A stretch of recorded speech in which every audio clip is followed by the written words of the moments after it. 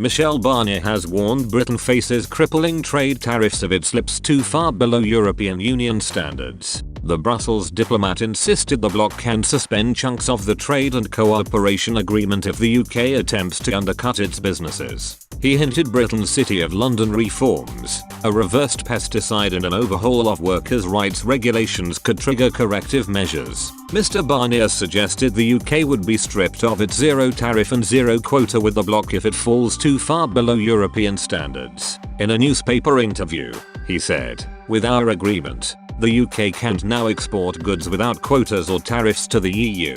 However, he, Boris Johnson, announced his intention to deregulate in 3 areas: financial services, pesticides and working hours. Will this change of rules lead to unfair competition which risks destroying jobs in Europe? All situations of distortion of competition will have to be assessed objectively. If necessary, as the agreement provides, we could respond with countervailing measures by reinstating tariffs. Part of the deal could even be suspended. Britain has announced plans to strip all EU law from its statute books, as well as plans for what could become a Big Bang 2.0 inches for its financial services sector. Mr. Barnier has previously warned Brussels will be vigilant on all fronts in policing Britain's standards. In the wide-ranging interview, the Frenchman claimed Britain had often misunderstood the EU as a mere trading bloc. He said, "The British have often viewed the European Union as a free trade area. This was without doubt our great misunderstanding. At 27,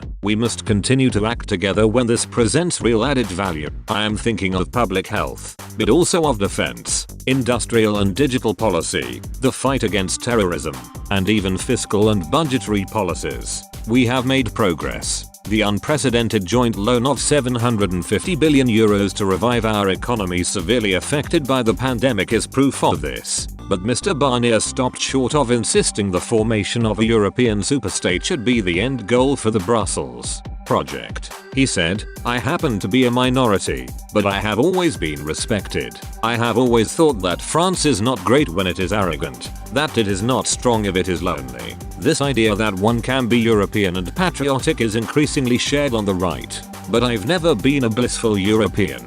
I'm not a federalist. There is no such thing as one European people, much less one European nation. I think nations will always be needed to fight nationalism. While united, we must respect the identity and culture of each people."